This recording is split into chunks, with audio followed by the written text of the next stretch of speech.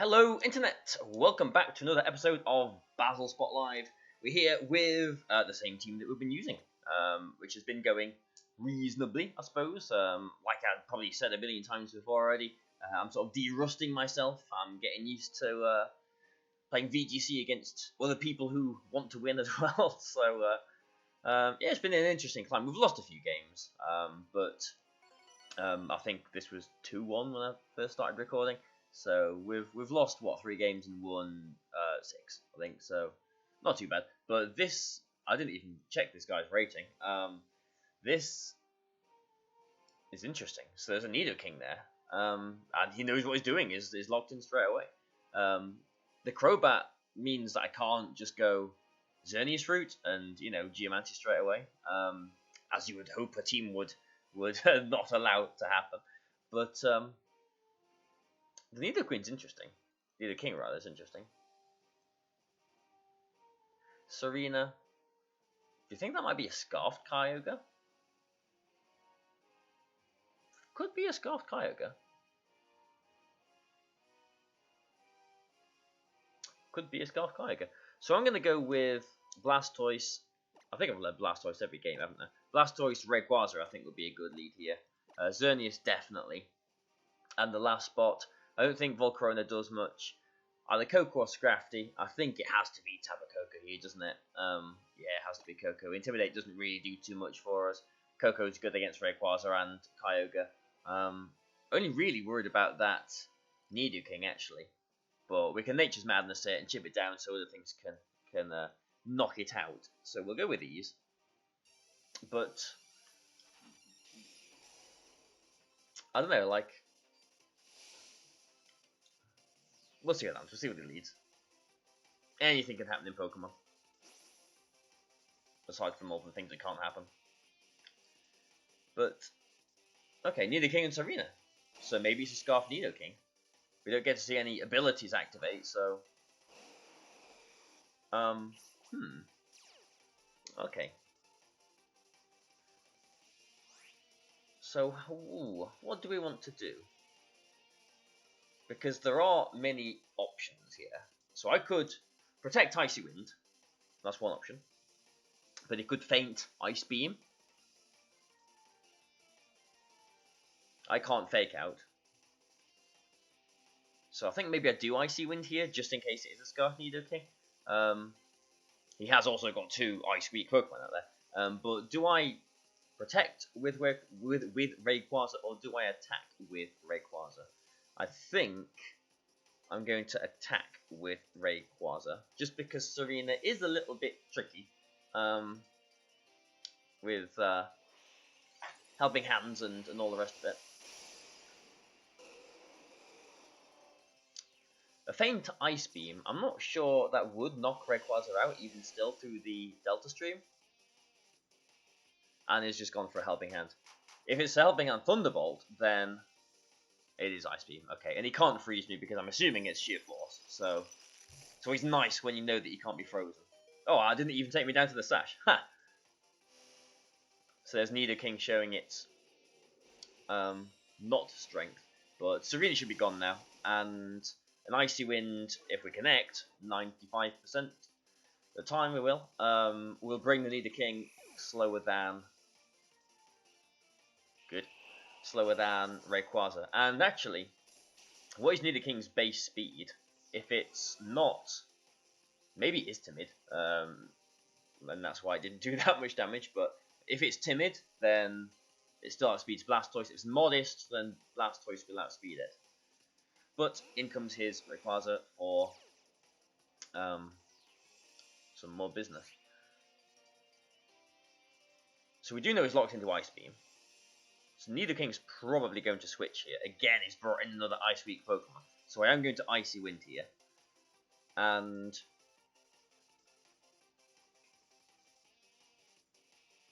I've got Xerneas and Tapu Koko in the back. So I'm definitely Icy Winding, and I'm worried about his Kyogre in the back. So I Icy Wind here. Nido King probably switches into Kyogre. But Do I Extreme Speed or do I Protect with my Rayquaza here? I think I'm going to be all aggressive and go for the Extreme Speed in the probable Kyogre coming in. Yeah, just because I want some damage on that. I do have to just worry about this Nidoking in the back.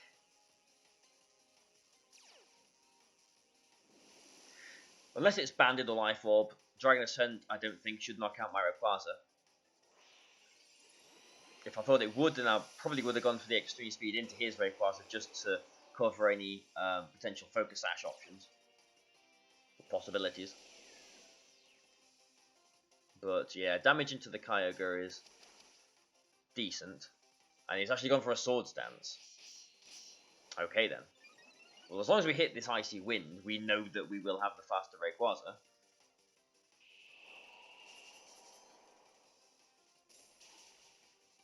And we know that my Xerneas will be faster than his Rayquaza as well now too.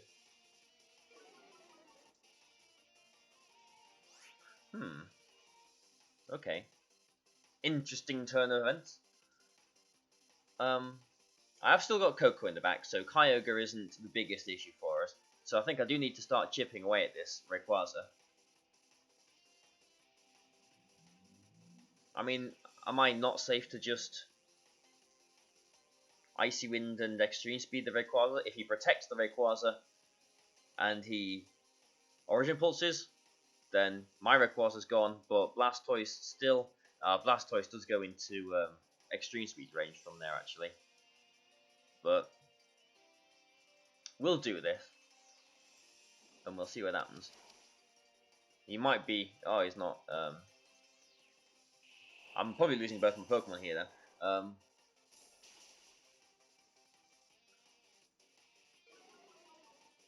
It's not Extreme Speeding anything.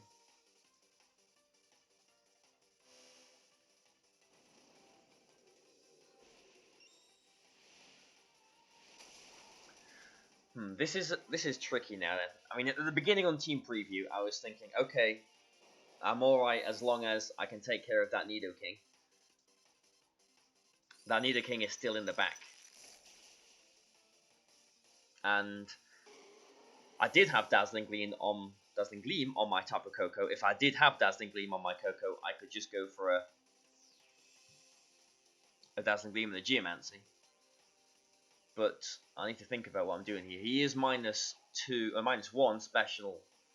Well, -1 special defense, but -1 defense as well.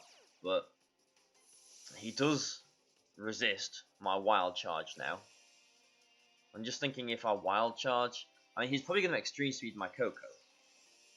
Don't you think? I think I'm pretty sure I EV'd this Koko to survive a +2 Extreme Speed.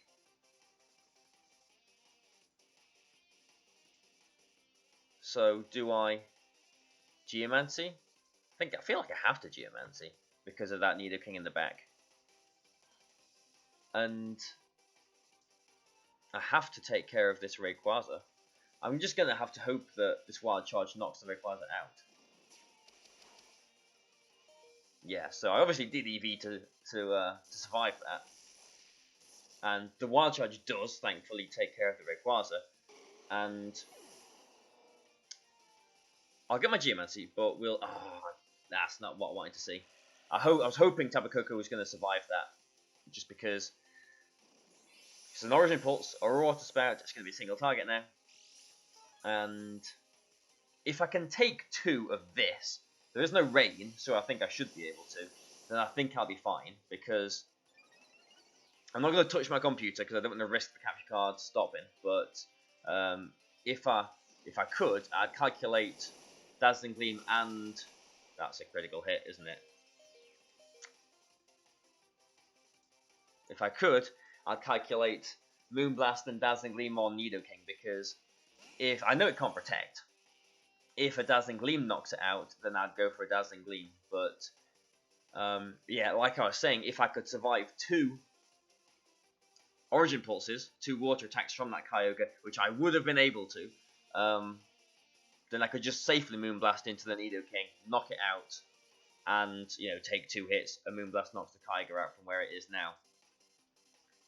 I don't see myself winning this game now because of that critical hit. So that's really unfortunate. That's a game that we had won, but for the critical hit at the end there. So I need to hope for some critical hits of my own. But yeah, of course I don't get any of them. So that's frustrating. But I won the game in spirit, really. Without the critical hit. So it is what it is. Just means that we're going to be mired down in this bottom bit of the ladder for a little bit longer, doesn't it? But that's a shame. But we'll look for another game, and I still didn't even look at that guy's rating. I still don't know how many points we probably lost there. But let's just get into the next one. Yep. Yeah, it's always annoying to lose to critical hits, isn't it? But I mean, that was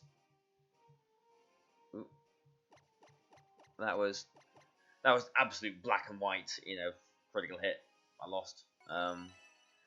Maybe, if I go for the Moonblast into the Nidoking, hoping for like an Origin Pulse miss, like he did have Ice Beam, he would have just gone for an Ice Beam there as well too. So I really did need to get Dazzling Gleam critical hits there, and they didn't come. But we've got another game here, and we'll just ignore that last one and get onto this one. Ludicolo is interesting. It's not something you see very often, and Malamar is not something you see very often either. So I'm thinking maybe this isn't an Ultra Necrozma. Maybe it is like a Trick Room mood with Duskmane and Malamar and Kyogre, I guess.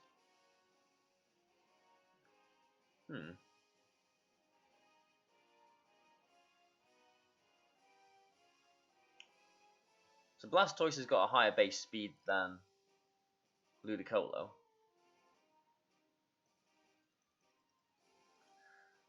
So I'm going to go with Blastoise and Rayquaza again. I definitely want Xerneas. But do I want Tapu Koko or Scrafty? I'm well aware that can't really intimidate that Malamar. Not to the desired effect, anyway. But I'm going to go with Scrafty. Just because of the Necrozma there. And the Intimidate is nice for 2 of those other ones as well. I was thinking Koko. Koko could do something here, but we'll give Scrafty a go. But yeah, how is it to have a Bazzle spot back? Hope you've been enjoying them. I've been enjoying playing. It's just been feels like I'm at the beginning of a de-rusting process. All right then, Necrozma Landorus. How many eggs do I want to put in the basket of he's going to Trick Room here? Maybe not many, because I've got Scrafty in the back. I shouldn't be that worried about it, should I?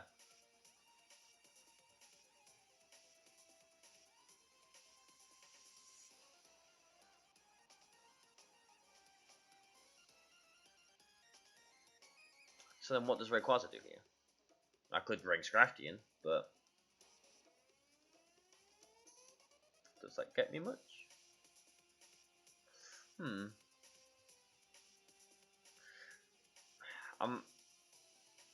gonna Water Spout here and bring Scrafty in, which might seem weird and might not be the best, but if he Trick Rooms here, I don't want to Icy Wind because that means that Scrafty won't be the slowest thing. Like that Necrozma will be faster under Trick Room if I Icy Wind it. And if he doesn't target my Blastoise here, at least I'm getting some damage on something. It's just Rock Sliding. I was thinking to myself in the back of my head, I probably should have been paying attention to the order of the moves there, because that might be a Scarf Landorus. And it's just gone for a Sunsteel Strike, probably into what was the Rayquaza. So yeah, I think that maybe is a Scarf Landorus.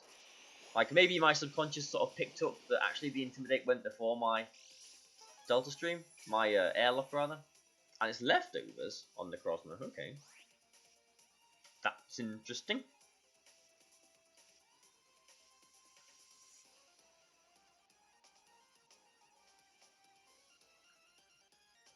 Okay. So this turn, I'm going to Icy Wind, and I'm going to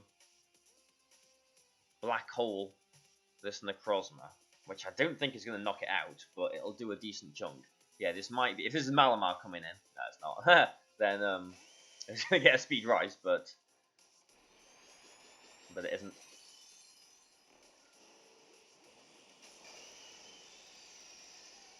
But I am Icy Winding, and if he does, yeah, I mean, exactly what I said last turn, why I wasn't Icy Winding, is making me think, well, actually, maybe I shouldn't have Icy Winded this turn.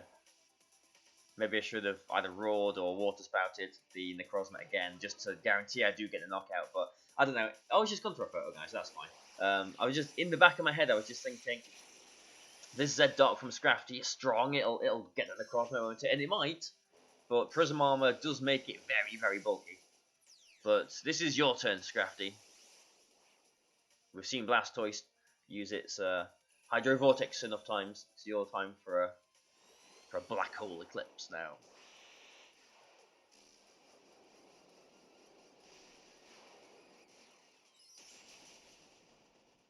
Oh yeah, knew it'd be close.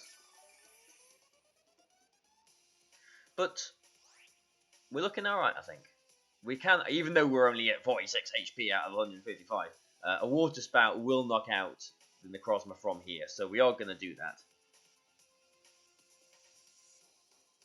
Because we are in the rain as well. But, ooh, if I bring in the Rayquaza, will I still knock out the Necrozma? Because I do kind of want to keep Scrafty safe.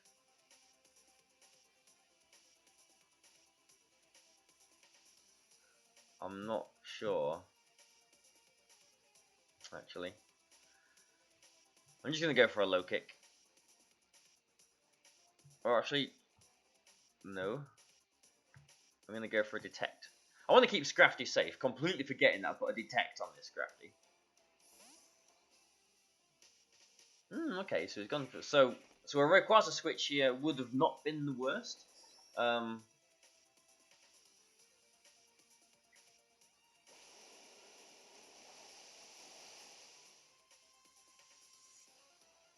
yes, so at least I have still got my Scrafty. But yeah, a Rayquaza switch in there would have made a lot of sense. But, alright, we get Rayquaza in anyway. So he can fake out.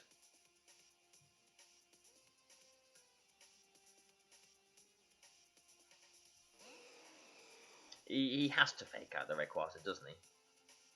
And Origin Pulse again, I suppose.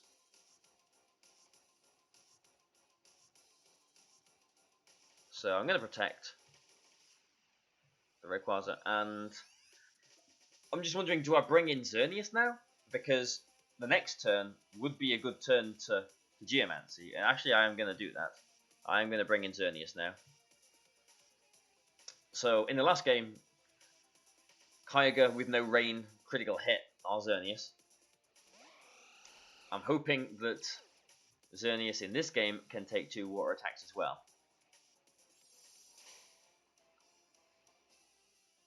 Yeah, so there's a fake out into the Rayquaza. And an Ice Beam actually into the Rayquaza. Okay, so it's nice when people assume that you're Assault Vested. Because, you know, it is maybe the most common item now. But, yeah, like I was saying, I mean, he's got Necrozma on pretty much nothing in the back. He's got a Scarf Landorus in the back. I'm safe to Geomancy here. And there's not really any reason why I shouldn't Mega Evolve. I'm very good at not Mega Evolving. But we'll just knock out the Ludicolo and Geomancy. Even if he does critical hit my Xerneas here, I will survive. But because he didn't Origin Pulse last turn, we weren't banking on taking 2. Which we would have done without critical hits, but, you know, even if a critical hits me now, we should be okay. But yeah, I'm very good at asking myself, why should I Mega Evolve my Rayquaza? Instead of the question, why should I not Mega Evolve my Rayquaza? So a lot of the times when I should Mega Evolve, I just don't. And it's a little bit of chip damage, or you know, something that ends up costing me the game. But Ludicolo, not that good in Ultra, I don't think. Not that good in 16 either. I can see why it was used in you know, 09, 10, Sun and Moon, because with the normal weathers, it is a very good Pokemon. But with the Ultra weathers, you know, the Primal weathers, and Rayquaza, more importantly, it's not actually that great, I don't think. So there's your critical hit. And there's the freeze. Okay. I mean, I'm pretty sure I still won the game, but I mean, this Kyogre did not like me today. Kyogre means some business today. I mean, okay, I'm saying that I've won the game. If like, if he brings in the Crozma, I have to target it in some way here. And that means I'm not Moonblasting, I'm not taking care of that Kyogre, which means he can freeze my Xerneas as well. So we'll see if he identifies this. Oh, actually, a Moonblast isn't going to knock that out either way. So we'll see if he identifies this winning condition and goes for a freeze on my Xerneas. I don't think it really matters what I do with Rayquaza here. I think maybe it's better that I try and just sacrifice it. So I'll try and Dragon Ascent, but I am going to Dazzling Beam here. Just because I'd rather he has one chance to critical hit me than two. But yeah, he's alright. Yeah, he's lost the game now. Dazzling Beam takes out both. And I mean, again, I suppose a freeze would get it. Yeah, so if I Moonblast him, if he survives, if he freezes my Xerneas, and they stay frozen forever, and he will be faster than my Scrafty, and he knocks that out. I mean, he can still win this. But he would need a lot of frozen turns. Or a few frozen turns, anyway. Maybe not a lot, but enough. And he'd have it, but let's stop thinking about ways that they can win and just win.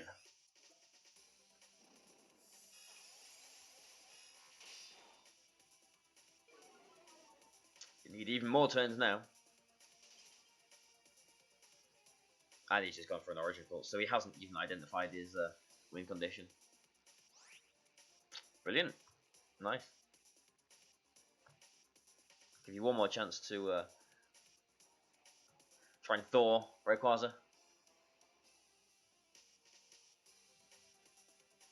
Ah, it's just forfeit. Okay. Alright, well, that's that then. So, okay, interesting games. First game, critical hit. You know, we basically won the game. That game, a bit more clean, sort of, but we won the game still. Yeah, Ludicolo is not the greatest, I don't think. In Ultra, you know, in Sun Moon it was really good. Not really in Ultra, I don't think.